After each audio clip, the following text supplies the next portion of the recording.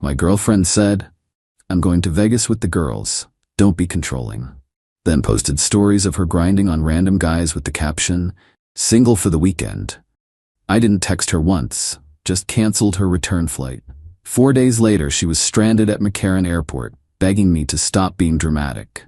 I, 29 male, been with Tara, 27, for about 2 years, living together for the last 8 months. Everything seemed solid until last month when her friend group started planning this Vegas trip for one of their birthdays. Started innocent enough. "Babe, Keisha's turning 30, and we're doing Vegas. 4 days, just the girls." Cool, no problem. I'm not the controlling type. Told her to have fun, be safe.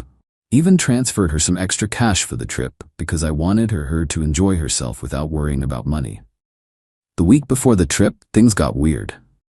She kept making these comments. "You're not going to be texting me every 5 minutes, right? Some guys just can't handle their girlfriends having fun without them. I need you to promise you won't be controlling while I'm gone." Have I ever been controlling? No, but Vegas is different. Guys get weird about Vegas. I trust you. Go have fun. Just making sure. Some of the girls' boyfriends are being so dramatic about it. Should have seen the red flag when she changed her phone password for security while traveling. Whatever. Still didn't think much of it. Thursday morning, drove her to the airport. Kissed goodbye, told her I loved her, watched her meet up with her crew. Keisha, Dana, and Monica. All single, except for Dana, whose boyfriend looked as clueless as me standing there. Thursday night, I'm home playing Call of Duty when the Instagram stories start rolling in. Normal stuff at first. Plane selfies, hotel room champagne, getting ready videos. Then the night content started. First story. Tara in a dress I'd never seen before. Like barely there mini dress. Caption. What happens in Vegas? Okay, she's feeling herself. Cool. Second story, club footage. Her and the girls at some table with a bunch of dudes. Bottles everywhere. Whatever. It's Vegas. Third story. Here's where it got interesting. Video of Tara grinding on some random guy. I mean grinding. Caption. Single for the weekend. My controller literally slipped out of my hands. Fourth story. Her sitting on another dude's lap. Different guy. Caption. When in Vegas. Fifth story. Making out with guy number 2. Full tongue action. Caption. YOLO. I sat there staring at my phone for probably 20 minutes. The disrespect was unreal. Not just cheating, but broadcasting it. To her story. Where I follow her. Where my family follows her. My mom texted me, "Is everything okay with you and Tara?" My sister, "Bro, you seeing this?" My best friend called immediately, "Yo, what the hell?" But here's the thing. I didn't blow up, didn't text her once, didn't call, didn't comment on the stories. Just screenshot everything and sat there thinking. She flew out on my airline miles. Return flight Sunday afternoon, booked with my points because she didn't have enough saved. I'd added her as a companion on my account months ago. Big mistake? Nah, big opportunity. Logged into my airline account at 2 a.m., looked at the return booking. Few clicks. Cancel companion ticket. Done. No refund since it was points, but those points came right back to my account. Her return flight? Gone. Then I remembered, she'd left her apartment key on the kitchen counter because I won't need it, you'll be home. But she kept her key to my place. Time to fix that. Friday morning, called a locksmith, changed the locks. Took about an hour and $150. Best money I ever spent. Friday afternoon, more Instagram stories. This time from a pool party. Tara in a bikini I definitely hadn't seen before. Body shots off some dude's abs. Caption. Living my best life. My cousin texted, "Dog, I'm so sorry." My coworker who follows her, "You need anything?" Still didn't text her. Not once. Her friend Dana's boyfriend though? He went nuclear. Blowing up Dana's phone, calling the hotel, threatening to fly out there. Dana posted this long story about toxic men trying to control independent women. The girls rallied around her, posting about how real men trust their women and insecurity is so unattractive. Saturday morning, Tara posted a story that almost made me laugh. "Some of y'all boyfriends could never handle a bad bitch. Mine knows I'm coming home to him." The caucasity, the audacity, the entitlement. More stories rolled in. Different clubs, different guys, more making out, more grinding. She even posted one where some guy was carrying her piggyback through the casino. Caption. My Vegas boyfriend. My boy Derek came over Saturday night. "I'm great actually." "You're not even mad?" Yeah, I'm mad, but I'm also done. What about when she gets back? Me. That's her problem to figure out. Sunday morning came. Her flight was at 3 p.m. I knew she'd be too hungover to check in early. Figured she'd realize at the airport. The first text, "Babe, my app isn't showing my flight." I didn't respond. 2:15 p.m. WTF, my flight was canceled. Did you get any emails about this? Hello? Missed call. Missed call. Pick up your phone. The airline says you canceled it. What the hell, Jason? This isn't funny, I'm stranded here. The next flight is $700. I don't have $700. 3:04 p.m. Voice message, didn't listen. Stop being dramatic and book me a new flight. Jason, I'm sorry, okay? Can we talk about this when I get home? Please, the girls all left. I'm alone at the airport. Can you at least send me money for a flight? Then the calls started. Constant calls. I put my phone on Do Not Disturb and went to the gym. Update 1. Monday morning meltdown. Woke up Monday to 47 missed calls, 118 texts, and 23 voice messages. Also had texts from her mom, her sister, and half her friend group. Apparently, she'd spent Sunday night at the airport because she couldn't afford a flight or a hotel room. The Vegas boyfriend was nowhere to be found. Shocking. Some highlights from the texts. I had to sleep in the airport. You're a psychopath. How could you do this to me? It was just harmless fun. You know I wasn't serious. Single for the weekend is just a saying. All the girls were doing it. You're so insecure. My mom is worried sick. I had to borrow $40 from a stranger for food. This is abusive. Her mom called around 9 a.m.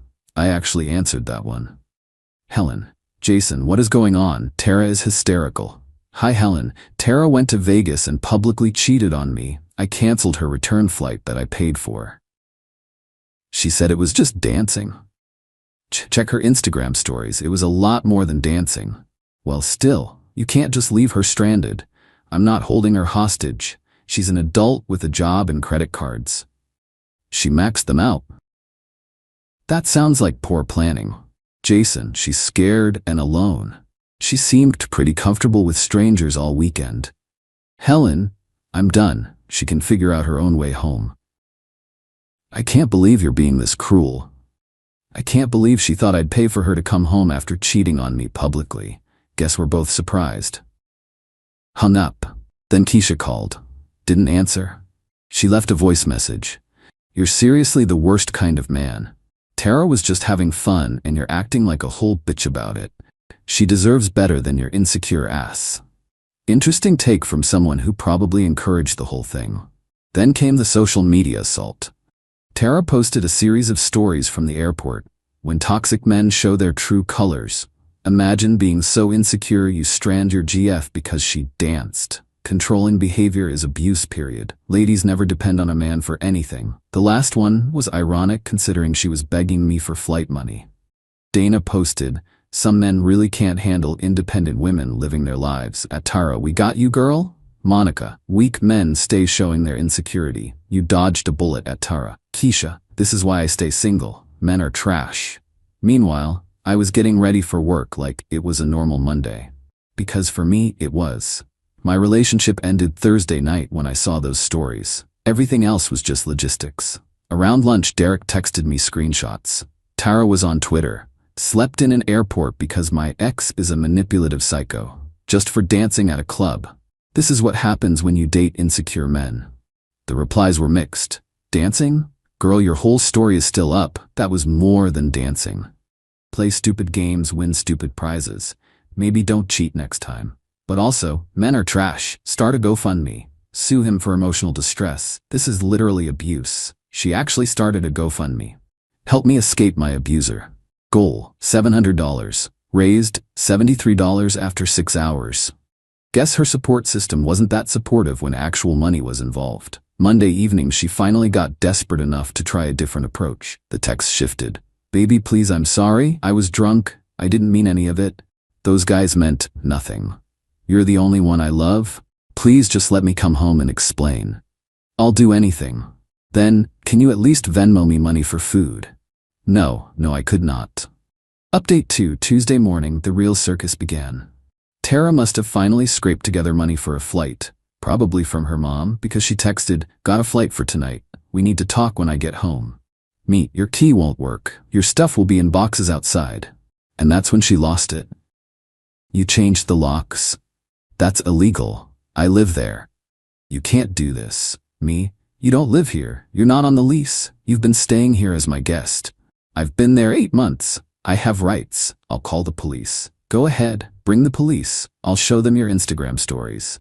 Radio silence for about an hour. Then the flying monkeys really came out. Her sister Janae called. "You're really putting her out on the street?" "I'm putting her back where she was before we dated, her mom's house." "Over a mistake?" "Making out with multiple men isn't a mistake, it's a choice." "For 4 days straight?" "You know what, you're right. She's too good for you anyway." "Then we agree. Bye." Her coworker texted, "Hey, Tara asked me to reach out. She's really struggling. Could you find it in your heart to forgive her?" I didn't even respond to that one. Why is her coworker involved? The best one was her best friend since high school, Brittany, who I'd always been cool with. "Jason, I'm not taking sides, but legally you have to give her 30 days notice to move out. Just FYI. Me, she was never a tenant. No mail in her name here, no bills, no lease. She was a guest who's no longer welcome." "I'm just trying to help. She's talking about lawyers." "With what money?" That evening, while I was packing her stuff, I found some interesting things. A journal where she'd written about testing our relationship in Vegas. Receipts for the new dresses and bikinis she bought specifically for the trip, while telling me she was broke. Birth control pills she'd stopped taking 2 months ago without telling me, bullet dodged. Around 8 p.m., she started posting more stories from the plane. "Can't wait to confront this narcissist. Some people about to learn about tenant rights.